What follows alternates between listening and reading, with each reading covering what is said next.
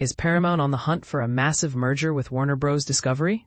Not so fast, says David Ellison. He's making it crystal clear. They're not desperate. In a recent conference call that followed the release of Paramount's less-than-stellar earnings, Ellison, the driving force behind Paramount's revitalization, downplayed any perceived need for a major acquisition. The company faces a tough climb to breathe new life into its film and TV assets, and all eyes are on how they plan to navigate the evolving media landscape. Ellison stated bluntly, "It's important to know that there's no must-have for us." He emphasized a buy versus build approach, asserting Paramount's capability to achieve its strategic goals independently. "We really look at this as buy versus build, and we absolutely have the ability to build to get to where we want to go," Ellison told Wall Street analysts when pressed about Paramount's pursuit of Warner Bros. Discovery. "We believe we can achieve our streaming goals, and that we can drive enterprise efficiency and create value and long-term free cash flow generation, all through the building. This means Paramount believes it can reach its streaming targets, improve efficiency, and generate long-term cash flow simply by focusing on its own internal growth and development. In other words, they're not necessarily looking for a quick fix through a major acquisition, and this is the part most people miss."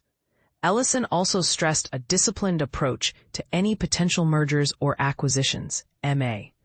While reports suggest Paramount has received offers to acquire Warner Bros. Discovery, including its cable networks, Ellison is playing it cool. He vowed to be disciplined in his approach to pursuing additional assets. It's understood that Paramount in recent weeks has fielded 2 offers to acquire all of Warner Bros. Discovery, including its linear cable networks. So, what would make Paramount consider a deal? Ellison laid out the criteria. "As it relates to M&A, everything for us is going to tie back into, does it accelerate those 3 core principles and the 4 us," Ellison said.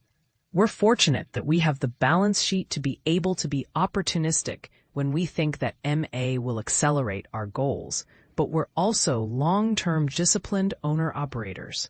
We'll always approach things through the lens of, how do we maximize value for shareholders? And from an M&A standpoint, it's always going to be, how do we accelerate and improve our North Star principles?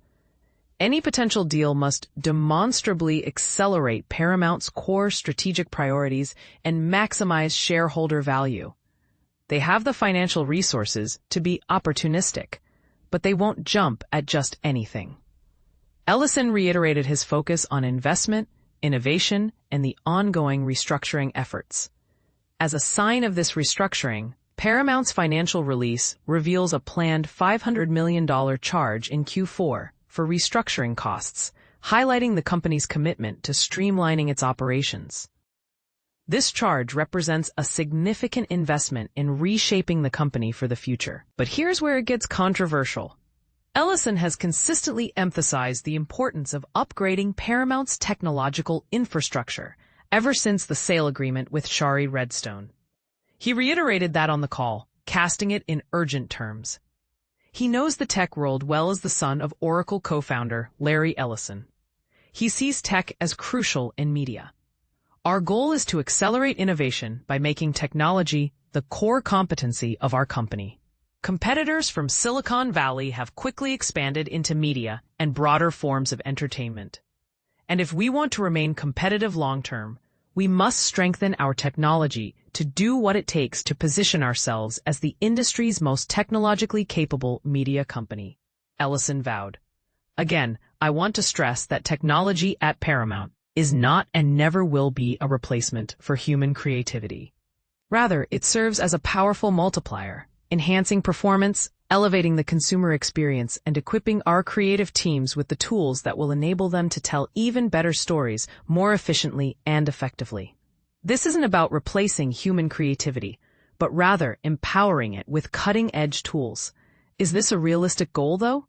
Can a traditional media company truly compete with Silicon Valley giants on their own turf? What do you think? Is Paramount right to focus on internal growth and tech investment? Or should they be more aggressively pursuing M&A opportunities? Let us know your thoughts in the comments below.